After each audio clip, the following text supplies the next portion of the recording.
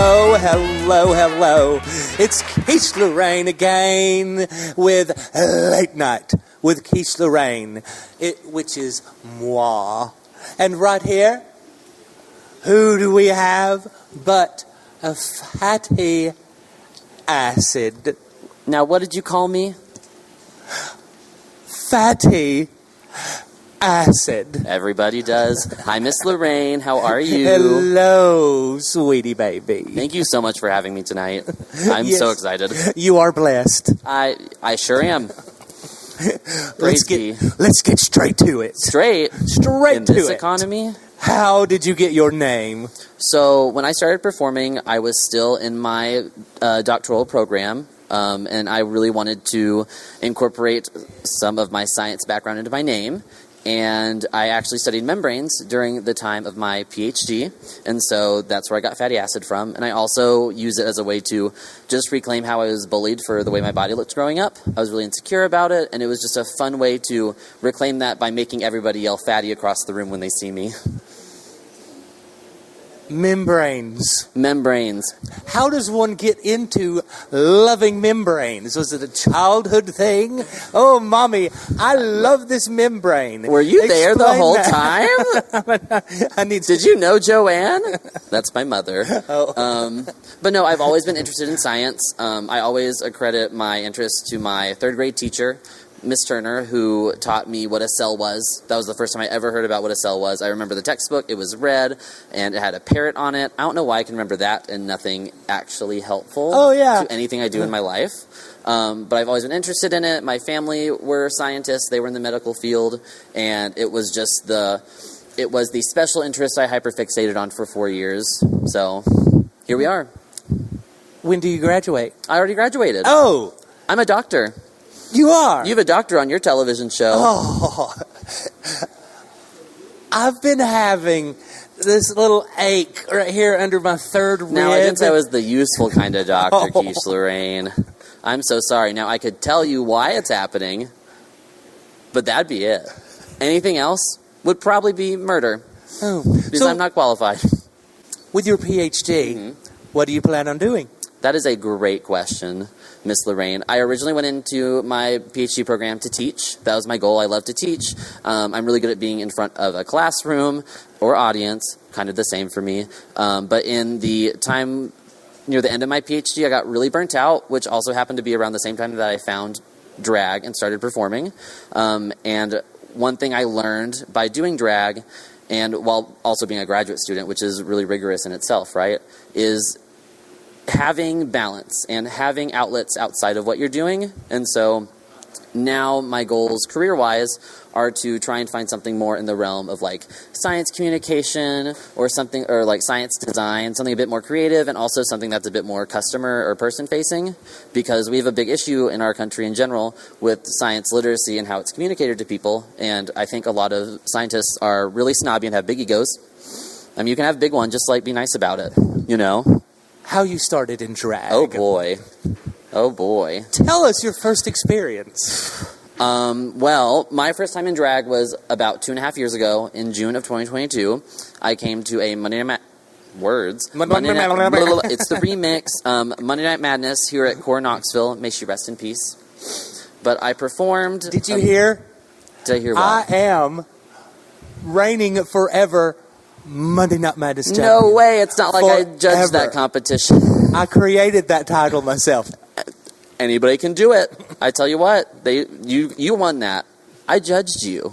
Were you there? I'm wearing a freaking tassel on my head, for Christ's sake. Goodness. And see, I even censored it for monetization. I don't remember you being there. I wouldn't either. Anyway. First Monday Night Madness. You won. Yes, I had all my friends came. It was something I had been kind of building up, and I had to like make myself do it, just like pick a day. And from that day forward, I was absolutely hooked. There was a moment when I was backstage when the host at the time, Sweet Tea, came up to me and said, "I'm really excited to see what you're going to do." Now, does she say that to everybody? Probably. It meant a lot to me. And then I was there every week for that entire cycle, getting to know people, trying to get better, coming in my little like Goodwill thrifted dresses and flat Amazon wigs. It was crusty. It was pretty crusty boots. And then they were like, here's the finale. And I said, what? Who? So it was just kind of it was a whirlwind. You won the 3 times? I did. So I actually, when I competed in my first Monday Night Madness finale, I won by 1 point. And it was the first time I ever competed in a judged competition. And so I started to reign, and then I became the first person in Knoxville to win 3 Monday Night Madnesses consecutively. So I did all 3 of my reignings in a row. A full 6 months of drag boot camp. And every finale I went to, you were in. He. Who, me? The Quiche little old me. has never been known to be a fair loser. You know, I've heard that about you. And I do hold a grudge against you, sweetie. Honestly, you're welcome. And you would have not have won your last turn unless I didn't have the triple pneumonia. You know what? That'll get you. That'll get you. You would have went down. I would have went absolutely down. Because I was not at my best. Nope. So what happened after Monday Night Madness? Oh, God. I started working. I was performing around town pretty regularly. I was learning just different skills, learning how to craft garments and costumes, and just taking in as much information as I could. I was really just trying to learn how to do drag because I loved it so much. And then 3 months into it, I did my first pageant, Hallows Eve in 2022. I was kindly persuaded to do it because it would benefit me, and it did. I always tell people losing Hallows Eve is the best thing that ever happened to me because it let me do more Monday Night Madness reigns. Huh. And so I got more one-on-one mentorship time with the Sweet Tea and the other hosts, and I think being set off on a title that would have been too early for that. And so it was just learning how to do gigs, how to get garments, learning how to navigate social media in drag, all of it. It was just a whirlwind, and I wouldn't change anything about it. Are we ready to perform? I'm always ready to perform, Miss Lorraine. Would you care for a jellied candy before? Just a little boost. Just a little boost. Get you some sugary energy for that stage. Yummy, yum, num. Okay, off with you.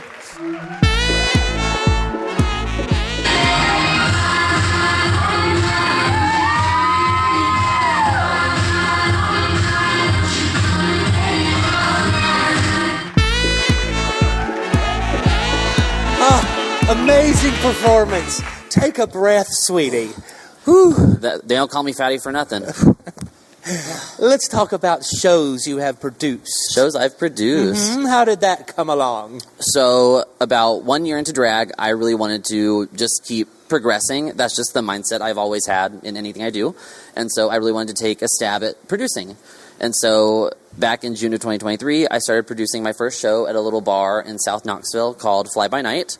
It is a disco-themed cocktail bar, and we held very, I'll say, intimate drag shows that were really creative, different types of shows. I had a house cast of local entertainers of different varieties, and it was so fun. It was so special, like a really great first experience. And it was a very popular show. I worked very hard for that. I remember it. I mean, that's where everybody went. Yep. What happened to your show? My show had to take a pause just because of some issues within the community. I also had to, defend my doctorate. That was all happening around the same time. And so I needed to take care of Boomer for a second. And so that show has come and gone, and that's kind of the business. When shows work, they work, and when they stop working, you move on to another one. And so that's exactly what I did, and so now I produce shows all over town again at a variety of venues, and with a variety of types of shows. How are you doing personally? How have you grown in the last year? The last year's been absolutely bananas. Facing so many things. I defended my doctorate. I faced a bit of bullying on the internet, and just some tough relationships there. And then just growing in drag means upping your ante, producing higher quality. I've learned how to sew, and so like just challenging myself, that kind of stuff. I was also diagnosed with ADHD and depression this past year. Oh, so, welcome. I know. Take a number. Not? Who's not? God, good point. The way my friends were all just like, Boomer, do you think you... I was like, no. So yeah, it's been a long time coming. But just like all of that, I feel like after about the summer started, I was a completely different person and entertainer. I've been through so much. I've had people treat me not the best. I've just had to go through some tough relationships ending. And honestly, I've never felt more secure in myself and what I do. Good. Because it takes a lot to go through what I went through, and I acknowledge that. And I also honestly feel very equipped to move forward in this industry the way that I want to. And it's one of those things where you grow and you learn just to be secure in what you're doing and the actions that you take. And being willing to listen.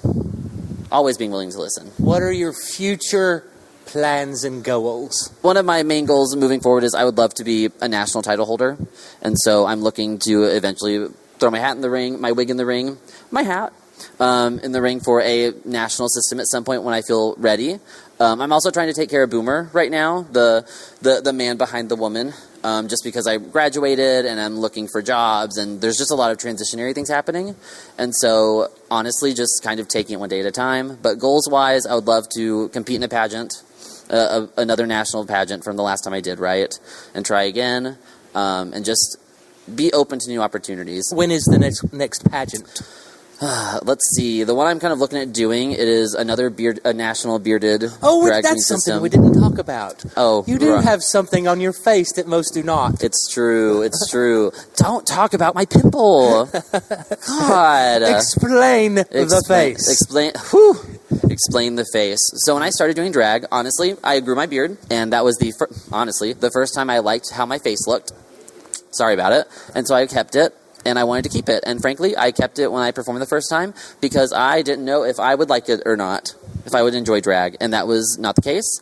And then I had no idea that bearded drag was such a hot topic, that people had such problems with it. Like, it just, because I didn't have I guess I grew up during like the RuPaul generation, but I did not watch Drag Race ever. I didn't really know anything about drag. And so I just was so baffled that audiences and some of my friends were just so entertained by what I could do and just excited about it. But then others just have strong opinions about how drag is done. But once I learned more about that, it just became more enticing for me to keep it. Because there was a period of time where I was asked to shave, and I kind of thought about it. No. Because I didn't know what it meant. But now, that was pretty early in, but like now that I see the reach that I have and the influence I can have in our community, it's not going anywhere. Like it's just as much a part of my makeup as your eyebrows right now, you know? Well, and your beard. It's staying. And it should. I've had this ever since the second time I went through menopause. Hormones can do things. Whore is right. Did you grow that charm yourself? Let's play a game. Sure. I was trying to reach for them and be discreet, but I lost it. A lot of people try to be discreet these days. Everything under here. Since you are the scientist. No, I am the scientist. Mm-hmm. We will give you science. The Rorschach test. Oh. And since you just... Is that like Loud Houses? You just recently had a diagnosis. Are you familiar with the Rorschach test? Is that the blobby one? Yes. Oh, boy. Okay. I will show you the ink blot. Okay. And you tell me the first thing you see. Okay. A monster. Show the camera. Monster? A monster. Let's flip it. Anything different? Quiche Lorraine. Spitting image. Oh, that's backwards. What do you see? The Kool-Aid Man. Oh yeah. I see that. I calls it as I sees it. What's this? That's an eagle. See, I saw two duckies bumping bellies. Now I see a pterodactyl.